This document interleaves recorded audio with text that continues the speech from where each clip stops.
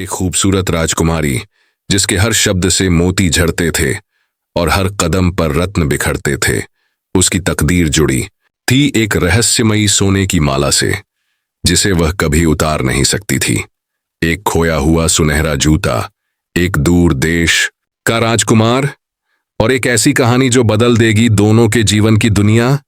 क्या ये जादुई माला और जूते का रहस्य सुलझ पाएगा? बहुत समय पहले पहाड़ी राज्य में एक राजा और रानी रहते थे। उनकी एक बेटी थी, राजकुमारी सुधा। वह बहुत ही सुंदर थी, इतनी कि जो भी उसे देखता बस उसकी नीली आंखों में खो जाता। राजकुमारी की सुंदरता के साथ साथ उसके अंदर एक और भी खूबी थी कि वह बहुत ही भाग्यशाली थी। राजकुमारी सुधा का जब जन्म हुआ था तब उसके माता पिता ने उसका भविष्य जानने के लिए राज्य ज्योतिषी से सलाह ली थी।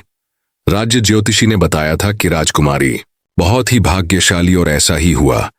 जब वह युवा होने लगी तो सुंदरता के साथ साथ वह भाग्यशाली भी थी, क्योंकि जब वह अपने होंठ खोलती तो उसके अधरों से मोती गिरते और जब चलती तो उसके पैरों के दोनों तरफ बहुमूल्य रत्न बिखरने लगते, इतने कि उसके युवा होने तक उसका पिता उस क्षेत्र का सबसे धनवान और संपन्न राजा बन गया। राजकुमारी का एक और विशेष गुण यह था कि वह सोने की एक माला धारण किए रहते थे जो जन्म से ही उसके गले में थी। जब उसके बारे में माता पिता ने राज्य ज्योतिषी से पूछा था तो उन्होंने बताया था यही माला इसका जीवन है। इस हार को इसके गले से कभी ना उतारना और इसकी रक्षा करना। इसीलिए रानी ने बेटी को बताया था कि इस हार को कभी ना उतारे और सदा ही गले में पहने रखे। राजकुमारी के युवा होने पर उसके 16वें जन्मदिन पर राजा ने उसके लिए सोने की चप्पलें उपहार में दी। राजकुमारी ने पिता को धन्यवाद दिया और अपनी सेविकाओं के साथ वहीं चप्पलें पहनकर वह पहाड़ों में सैर करने जाती। इससे उसके नाजुक पैरों की सुंदरता और भी बढ़ जाती। एक दिन राजकुमारी अपनी सेविकाओं के साथ पहाड़ पर बने महल के आसपास जंगली फूल चुन रही थी कि उसका पैर फिसल गया। उसके एक पैर की चप्पल बहुत नीचे खड़ी ढलान से नीचे गिर गई। राजकुमारी ने अपने सेवकों को सोने की चप्पल ढूंढने के लिए भेजा।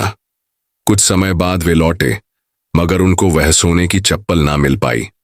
जब राजा को यह सूचना मिली तो उन्होंने घोषणा की कि जो भी इस चप्पल को ढूंढकर लाएगा उसे अच्छा खासा इनाम मिलेगा। राजकुमारी के एक पैर की चप्पल ढूंढने की बहुत कोशिश हुई, मगर कोई ना ढूंढ पाया।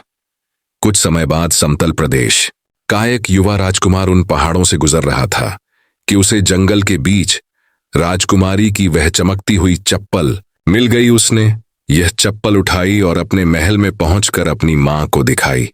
मां ने कहा, बेटे, यह अवश्य ही किसी सुंदर राजकुमारी की चप्पल है।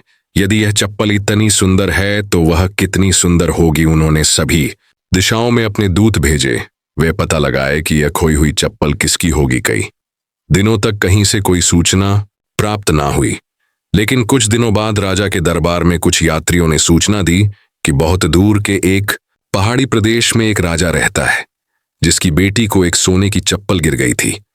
राजा, रानी और कुछ सलाहकारों ने कहा कि यह चप्पल निश्चित ही उस राजा की बेटी की ही है।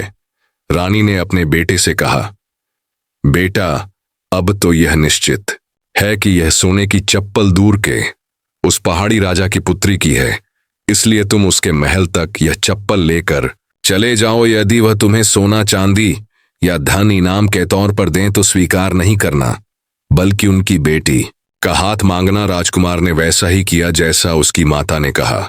कई दिनों की बहुत लंबी यात्रा तय करने के बाद वह पहाड़ी क्षेत्र के डग्गर प्रदेश पहुंचा। वह राजा से मिला और कहा, मुझे आपकी बेटी की यह चप्पल मिल गई है, वही लौटाने आया हूं। राजा प्रसन्न हुआ और पूछा, आपको क्या इनाम चाहिए? मैं आपको घोड़े दूं, चांदी दूं, सोना दूं, क्या दूं? राजकुमार ने कहा, मुझे इनमें से कुछ भी नहीं चाहिए। मैं मैदानी क्षेत्र से आया हूं, यहां से दूर एक समतल प्रदेश के राजा मेरे पिता हैं। मैं उन्हीं का पुत्र हूं। मैं कुछ महीनों पहले यात्रा कर रहा था और जब इस सुंदर पहाड़ी क्षेत्र में आया तो यह चप्पल मिली। मैं बहुत लंबी यात्रा करके दोबारा यहां पर खोई हुई चीज लौटाने आया हूं। आप मुझे घोड़े इत्यादि देंगे तो मैं वह स्वीकार नहीं करूंगा, परंतु यदि आप मान जाएं तो मैं आपकी पुत्री हाथ मांगना चाहूंगा। यदि आप मेरा उसके साथ विवाह करने की अनुमति दें तो वह मेरे लिए सबसे बड़ा उपहार होगा। यह मेरे हाथ में नहीं है। मैंने प्रतिज्ञा ली है कि मैं अपनी पुत्री का विवाह उसकी मर्जी के खिलाफ नहीं करूंगा। यदि उसे कोई आपत्ति ना हो और वह आपको पसंद करे तो मुझे भी कोई आपत्ति नहीं होगी।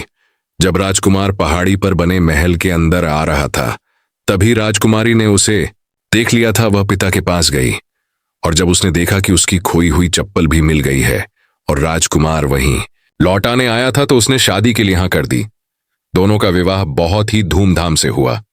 कुछ दिनों बाद राजकुमार ने राजा से कहा कि वह अब अपनी पत्नी के साथ अपने प्रदेश में वापस जाना चाहेगा। राजा और रानी ने उसे अनुमति दे दी और राजा ने कहा, यह हमारी आंखों का तारा है, इसका ध्यान रखना और यह जो इसके गले में सोने का हार है इसे कभी ना उतरने देना, क्योंकि मैं इसकी जान है। राजा रानी और दरबारियों ने उन्हें कई उपहारों के साथ धन, हाथी, घोड़े, सोने चांदी के साथ विदा किया। जब समतल प्रदेश के बूढ़े राजा और रानी ने अपने बेटे को एक अति सुंदर बहू के साथ आते हुए देखा तो उनकी खुशी का ठिकाना न रहा। इसी खुशी के माहौल में राजकुमारी अपने पति के साथ रहने लगी। अगर आपको ये कहानी पसंद आई हो तो कृपया हमारे चैनल को सब्सक्राइब करें और बेल आइकन दबाना न भूलें ताकि आप हमारी नई नई कहानियां सबसे पहले देख सकें। हमारी कहानी सुनने के लिए धन्यवाद। अगली बार फिर मिलेंगे एक नई और रोमांचक कहानी के साथ। हमारे साथ जुड़ें कहानियों की इस अद्भुत दुनिया में।